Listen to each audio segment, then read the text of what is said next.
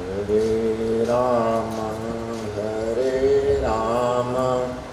राम राम हरे हरे। हरे राम राम राम हरे हरे। हरे कृष्णा कृष्ण कृष्ण हरे हरे। हरे कृष्णा कृष्ण कृष्ण हरे हरे। हरे राम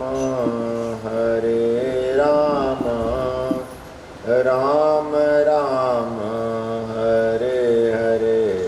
हरे राम राम राम हरे हरे। हरे कृष्णा कृष्ण कृष्ण हरे हरे। हरे कृष्णा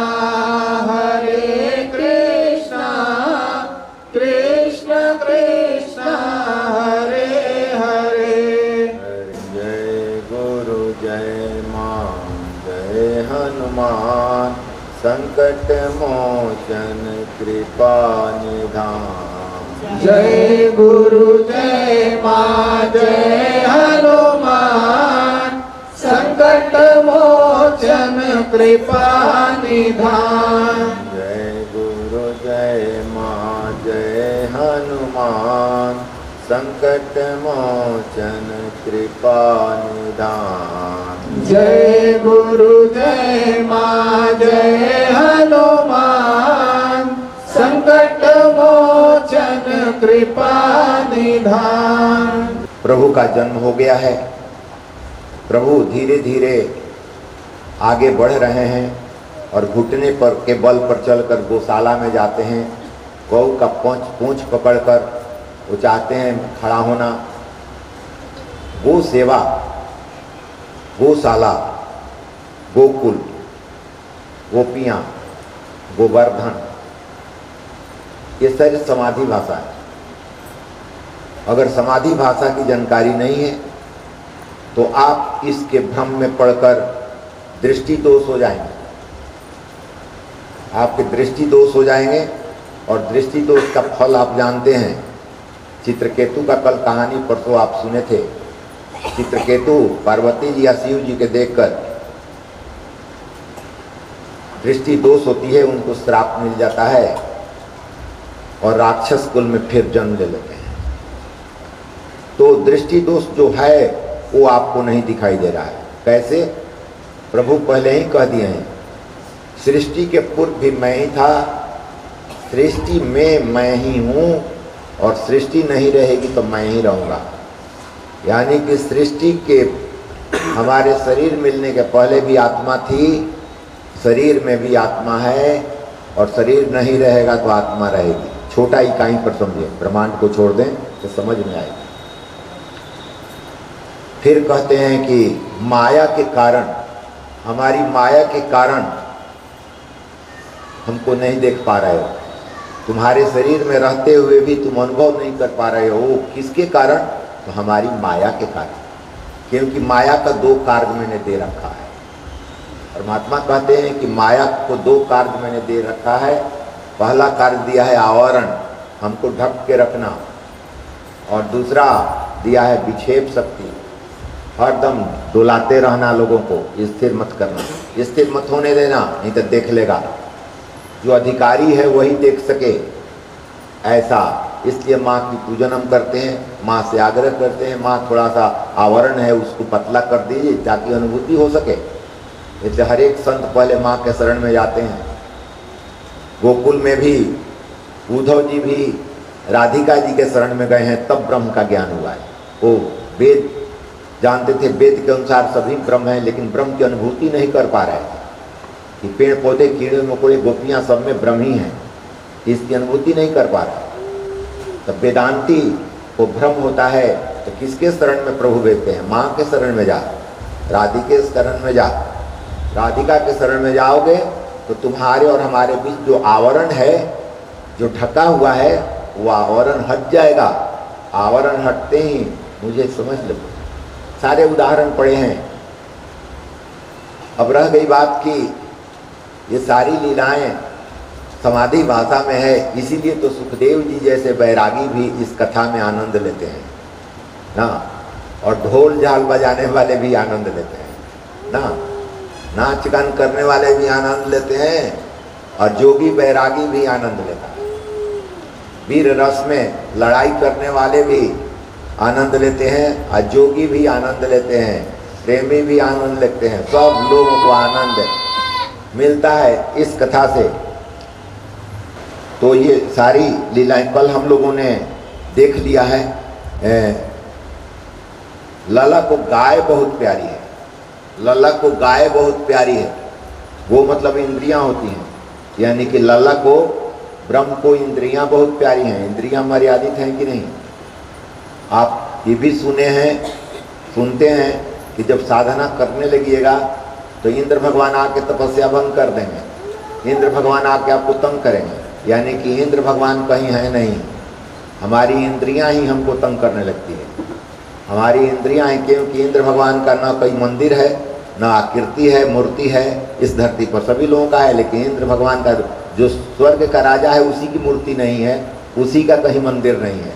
यानी कि हमारी इंद्रियां ही साधना में बाधक होती हैं। हमारी इंद्रियां हमको विचलित करती रहती हैं। सत्य और असत्य के चक्कर में मैं पड़ जाता और देख नहीं पाता। तो इसलिए जब भी हमको भटकाव हो तो प्रयास कीजिए कि हमारी इंद्रियां ही हमको बाधक डाल रही हैं, यही हमको विचलित कर रही हैं, और विवेक रूपी डंडे से उसको सही कीजिए। नहीं, ये बात नहीं है, तुम देख रहे हो ये सही नहीं है, जो दिखाई दे रहा है वो सही नहीं है। यानी कि आत्मा दिखाई नहीं दे रही, वो सही है। अदृश्य कोई देख रहे हो, इसका मतलब चित्रकेतु वाली याद रखेंगे कि माँ पार्वती या शिव जी को देखकर दृष्टि दोष होते हैं, उनको श्राप मिलती है। यानी कि जो दिखाई दे रहा है वो सत्य नहीं है, जो नहीं दिखाई दे रहा है वो सत्य है। ये बोध कराने के लिए है, सारे बोध कराने के लिए है। आप पूर्ण मानव बने, ब्रह्म से प्रेम हो जाए, इसके लिए कथा कहानी है ना। सबसे बड़ी बात है कि भागवत से हम लोगों को कुछ तो सीख के ले जाना चाहिए। इतना दिन से हम लोग प्रयास कर रहे हैं, समय भी लग रहा है, और अगर कुछ फायदे ना हो तब तो ये तो बेकार हो जाए। कम से कम एक तो लेकर जाइए, किसी की शिकायत नहीं करेंगे, निंदा शिकायत से दूर रहिए, ये तो सरल है। आया आपको मैं कहता हूँ कि निंदा शिकायत से दूर क्यों रहनी चाहिए, कारण है उसका, ये शास्त्र के अनुसार ही मैं बोल रहा हूँ। इसलिए कि जो दिखाई दे रहा है वो सत्य नहीं है, जो नहीं दिखाई दे रहा है वो सत्य है। तुम जो देख के शिकायत कर रहे हो वो सत्य नहीं है, जो तुमको दिखाई नहीं दे रहा है वो सत्य है। अब इसके बाद भी भगवान जो है किसी की निंदा शिकायत, शास्त्र में भी निंदा शिकायत या गुरु की अवहेलना, गुरु का शिकायत ब्रह्म बर्दाश्त नहीं करते हैं। कारण है इसका, कारण क्या है? कारण मात्र इतना है, तुम गुरु को शरीर समझ गए हो, अब ब्रह्म गुरु को आत्मा समझते हैं। जो बार बार मैं कहता हूँ, गुरु का मतलब होता है जो गुणातीत है, रूपातीत है, गुण विहीन और रूप विहीन। तो शरीर में गुण विहीन और रूप विहीन आत्मा होती है, ये आत्मा ही गुरु है। जैसे अजामिल वाला केस में आपको याद रहेगा, तो गलती निंदा शिकायत नहीं कीजिएगा। अजामिल अपने पुत्र का नाम नारायण रख दिया, और नारायण नारायण को मरते समय करने लगा। जमपुरी के भी जमदूत लोग आ गया, और गोलोक से पार्षद भी आ गया ले जाने ना। जमदूत कह रहा है कि बड़ी मांस काट काट बेचा है, हिंसा किया, इसलिए मैं जमपुरी ले जाऊंगा। और गोलोक के पार्षद कह रहे हैं कि नहीं, नारायण का नाम लिया इसलिए मैं गोलोक धाम ले जाऊंगा। दोनों लड़ जाते हैं, दोनों ब्रह्म के ही संकेत हैं, लड़ जाते हैं। वो कहता है कि नारायण अपने लड़के का नाम ले रहा है, अंदर घुस के देखिए ही अब नारायण बना हुआ है, मुंह से लड़ा। जमदूत कह रहा है, पार्षद कह रहा है कि कुछ हो, अंदर चाहे बाहर, अंदर भी वही है, बाहर वही है, बाहर से लिया ना, नारायण का नाम लिया ना। तो ब्रह्म क्या देखे? ब्रह्म अगर ये देखते कि ये अपने पुत्र का नाम ले रहा है तो अपने पार्षद को नहीं भेजते, वो सिर्फ ये देखे कि हमारा नाम लिया है। यानी कि गुरु के शिकायत तुम किए तब ब्रह्म समझते हैं गुरु मतलब हमको गुणातीत है, रूपातीत है, उसका शिकायत किया है। समझ, बहुत सूक्ष्म चीज में बात बता रहा हूँ, ये रहस्य ही खोल रहा हूँ। बहुत मतलब 340 वर्ष के गुप्त रहस्य को मैं खोल रहा हूँ। यानी कि गुरु ऐसे किए, यानी कि ब्रह्म समझ जाते हैं गुरु मतलब आत्मा, यानी कि आत्मा ऐसे किए, यानी कि हमारी शिकायत हो रही है ना। समझ रहे बात ना? कोई व्यक्ति के शिकायत कर रहे हैं, निंदा शिकायत कर रहे हैं, तो व्यक्ति के शरीर को देखकर आप शिकायत नहीं कर रहे हैं, वो गलती किया, वो मतलब आत्मा, वो मतलब आत्मा। इसका उदाहरण कहाँ मिला है?